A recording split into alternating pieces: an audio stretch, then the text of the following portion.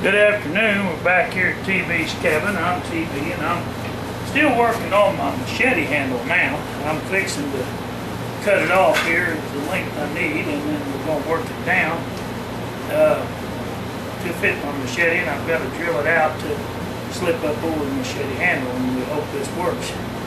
I'm fixing to see if I can make it see it fail, because I have messed them up before.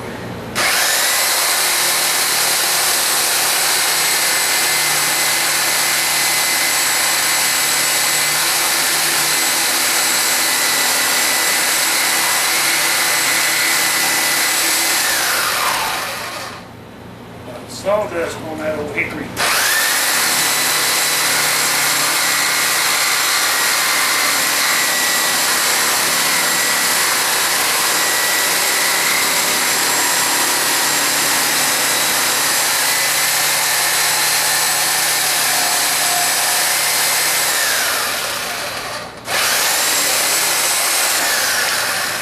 Alright, we just cut our handle off. You know what?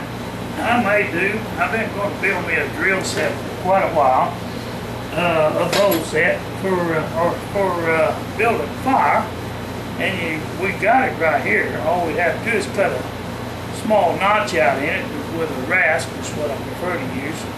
But I won't do that today, but that'll be another day's project. This old hickory, it's all bent up and worked up, but you know, you cut a notch out in that and you can make you the bottom part of a bow set, split me out a bow, piece of wood, a long shaft for your hand drill or bow drill. I prefer to turn them into bow drills, and because that saves blistering your hands so bad. However, either way will work to build a fire with. That's what I'm talking about.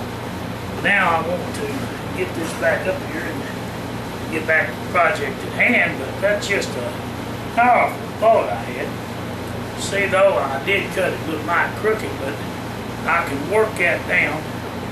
I don't have a decent saw to cut with, so that makes another problem when you're cutting with a floatable blade like that that's dull, and your skill saw, it's out of the question for cutting with, really. Now I've got to cut this down too, but I'm going to mark off where I want my handle to be. And I'd rather my thickest part of my handle be to the front. If this will go back in there, I don't know. I may have overextended myself once, and boy, it's a booger to put this vise back together when you get it pointed. Okay, I didn't get it out. It's still all hooked up, so we're in good shape. What was I going to do? Yeah, machete. See how this is going to work for a handle, if it's going to work or not. I've been rasping on it forever, seems like. Yeah, boy. Oh yeah, that's going to make a real pretty handle. Really nice. But I wanted to leave some meat above it. When I say meat, I mean thickness above it. Above the handle for two reasons. The main reason is I can work that down to what I want. I can cut this out or rasp this out. Rather than cut it all out at one time, and I can come down. I'm going to come down a little bit more. And then I'll just cut this here out on each side. I've already cut this one out over here, but I'll have to rasp this out. But if I had me a bandsaw, I could really make a fine piece of work out of this, but without a good bandsaw, you can't. You have to make do with what you have in my case, because that's just the way it is. And like I said, you're supposed to get used to using what's at hand and practice with, because you might not always have convenience of having, oh, I got electric drill over there. Well, in that case, you're just going to probably use a wrap-around handle like I did with the rope on these things, like I talked about before.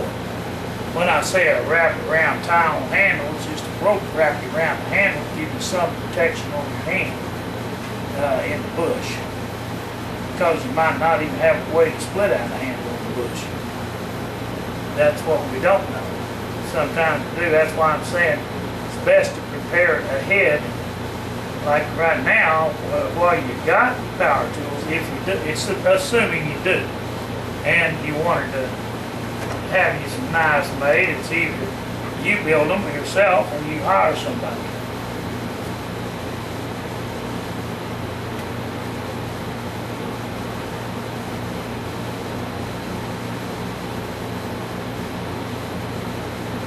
And that brings it back down to, I'm going to leave a little bit more of a tip here. I didn't last time, but I don't want to cut that one. Put that right there. All this area here has to come out of there, and all of this area up here is going to be worked down out of there too. Take all that out. Every bit of it. That's got to come out. Now, normally I'd have cut that off before I cut the thing off in the main piece of wood, but I'm going to work this down with a rasp the way I want it. I'm going to rasp this wood all down, just like they did 100 years ago. We did it with wood rasp, the forefathers did. We did it with chisels and stuff that we had to work with.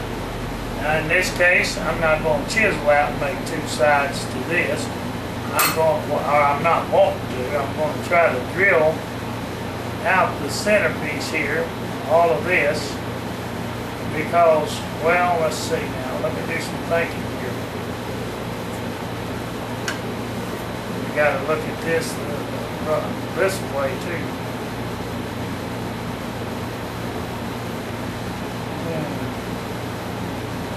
Because when you go in here with this,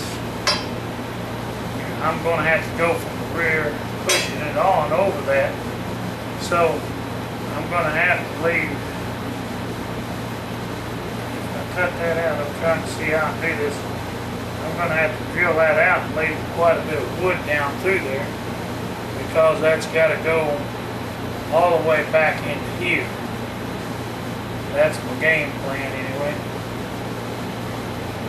If not, I'll have to split it in half like I did that other, make it to a two-sided edge again. I was wanting one piece.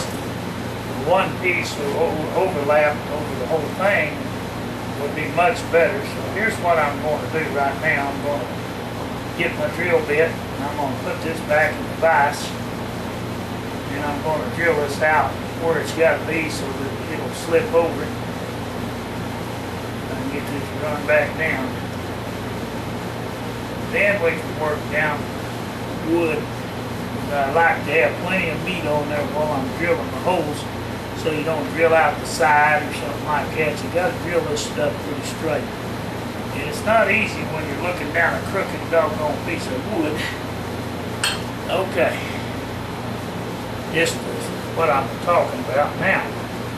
This here's the front piece. We're gonna get this machete up here. Gotta look at how I want it, okay?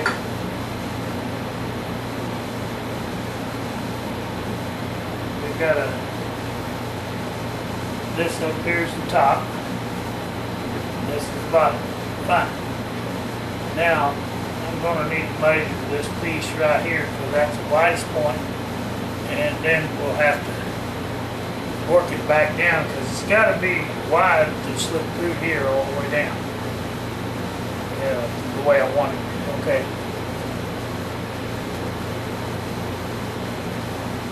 So what I'm going to do, I wish I could find my pencil instead of that my marker.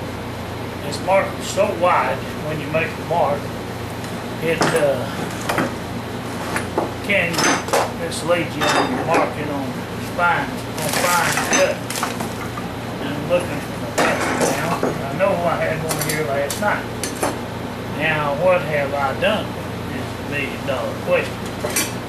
That's really what I need is to this marker. So I'm going to go ahead and force myself to find a pencil instead of fooling around with that marker. Because if I don't, and I mismark this, it will mess up the whole job. Be no good that way.